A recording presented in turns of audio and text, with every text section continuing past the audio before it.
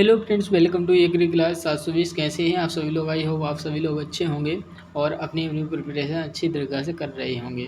तो जैसे कि आप लोगों को का एमपीपीएटी का रिजल्ट आ चुका है और आप लोगों के मन में बहुत कन्फ्यूजन है कि इसकी काउंसलिंग प्रोसेस कैसे होती है और डॉक्यूमेंट वेरिफिकेशन में कौन कौन से डॉक्यूमेंट रिक्वायर्ड होते हैं और इसका रजिस्ट्रेशन कब होता है और कैसे करते हैं और कैसे प्रेफरेंस लेते हैं, चॉइस फिलिंग कैसे करते हैं। तो इस प्रकार से पूरी आपको जानकारी तो पॉइंट टू पॉइंट समझाने वाले हैं, तो आप लोग पूरा वीडियो ज़रूर देखें। तो देखो, इसमें सबसे पहले तो आप लोगों का रैंक कार्ड आ गया होगा, उसमें रिजल्ट बताया होगा कितने आपके रैंक में कितने नंबर हैं, स्कोर कितना है और कितनी रैंक बन रही है, आपकी कैटेगरी वाइज बन रही है, ओवरऑल कितनी रैंक है। तो जिन लोगों की रैंक 1500 से नीचे है, ओवरऑल में 1500 से नीचे है, तो वो लोगों को कॉलेज मिलने के चांस हैं और कैटेगरी में तो 400-500 रैंक होगी तो मिल जाएगा।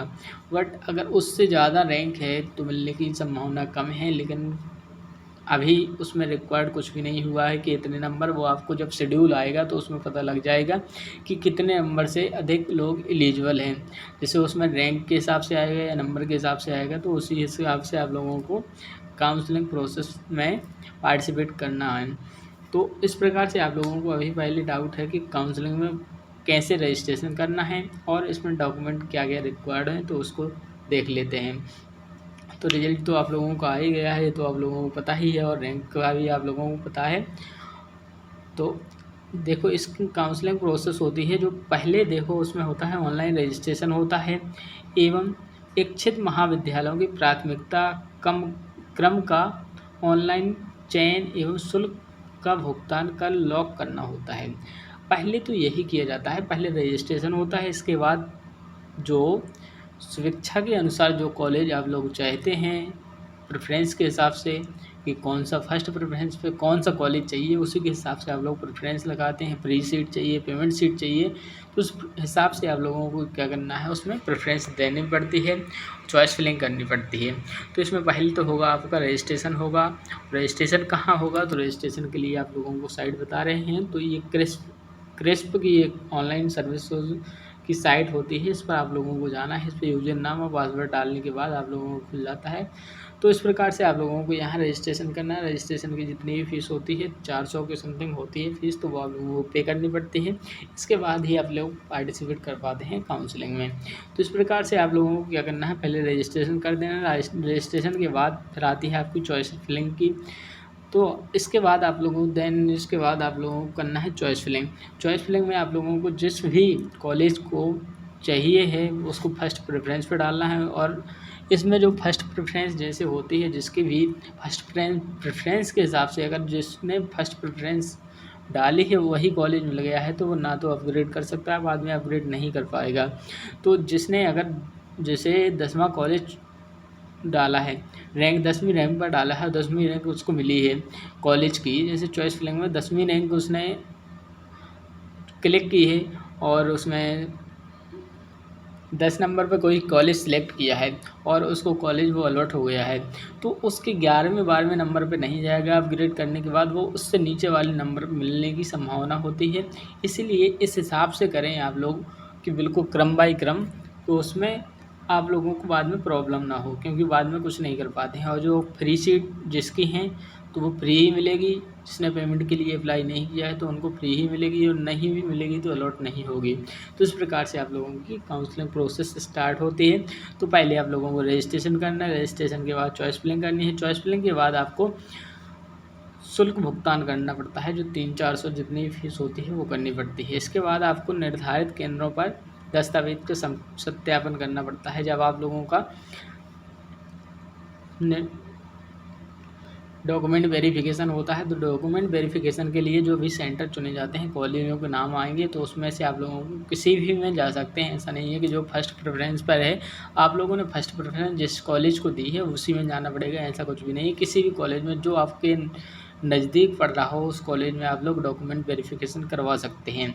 इसके बाद आप लोगों का आ जाता है अलॉटमेंट आएगा। इसके बाद आपको ऑनलाइन उपलब्धता हो जाती है, अलॉटमेंट लेटर आप लोग डाउनलोड कर सकते हैं। फिर इसके बाद काउंसलिंग की जो शुल्क होती है, आंशिक शुल्क, वो आपको भुगतान करनी पड़ती है, जो भी होती है 5,000 के समथिंग पे करवाते हैं वो करनी पड़ेगी। इसके बाद जब अलॉटमेंट के बाद आप लोगों को कॉलेज पर जाना हो, ये तुरंत करनी 5,000 तो आप लोगों को एडवांस में करनी ही पड़ती है, तुरंत करनी पड़ेगी, उसी दिन करनी पड़ेगी। और इसके बाद आप लोगों को जो कॉलेज अलॉट हो गया है तो उसमें रिपोर्टिंग करनी पड़ती है। रिपोर्टिंग करने के बाद जो शेष शुल्क बची होती है, जितनी भी बची होगी, तो वो आप लोगों को फीस पेमेंट करनी पड़ेगी, वहाँ जा कर के प्रवेश करना होगा, उपस्थिति में रिपोर्ट करना पड़ता है। और इसमें डेट आप लोगों को मेंशन कर दी जाएगी कि कब से कब तक की आप लोगों को काउंसलिंग शेड्यूल है। तो आप लोगों को 15 से होने की संभावना है, 15 सितंबर से आप लोगों की काउंसलिंग स्टार्ट होने की संभावना है। तो इस प्रकार से आप लोग अपना रजिस्ट्रेशन करवा सकते हैं। रजिस्ट्रेशन के बाद चॉइस फिलिंग कर सकते हैं।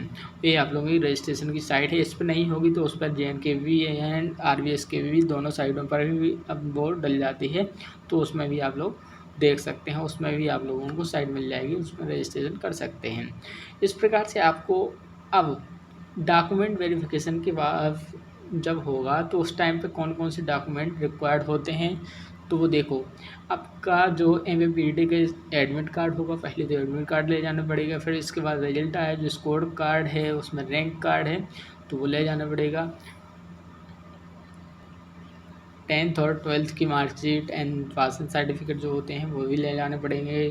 ट्रांसफ़र सर्टिफिकेट TC होती है वो ले जानी पड़ेगी। Migration certificate, domicile certificate, caste certificate, SC ST OBC जो भी कैंडिडेट हैं जिन लोगों का कास्ट सर्टिफिकेट बनता है तो वो सभी ले जाने पड़ेंगे। Income certificate for reserve category, ठीक है। PWS सर्टिफिकेट इफ़ एप्लीकेबल, जिसके लिए एप्लीकेबल है वो ले जा सकता है। PWD candidate if applicable Aadhaar card और अदर वैलिड ID प्रूफ भी ले जाने पड़ेंगे। रीसेंट पासपोर्ट साइज फोटोग्राफ्स भी ले जाने पड़ेंगे। प्रूफ ऑफ पेमेंट, जो पेमेंट आप लोगों की है उसकी रिसिप्ट मिलती है तो वो भी ले जानी पड़ेगी। और गैप सर्टिफिकेट, अगर आप लोगों को गैप सर्टिफिकेट हुआ है तो वो आप लोगों को गैप सर्टिफिकेट भी ले जाना पड़ेगा। फार्मर सर्टिफिकेट आप लोगों का अगर बना है तो वो भी ले जाना पड़ेगा। और कैरेक्टर सर्टिफिकेट की आवश्यकता होती है।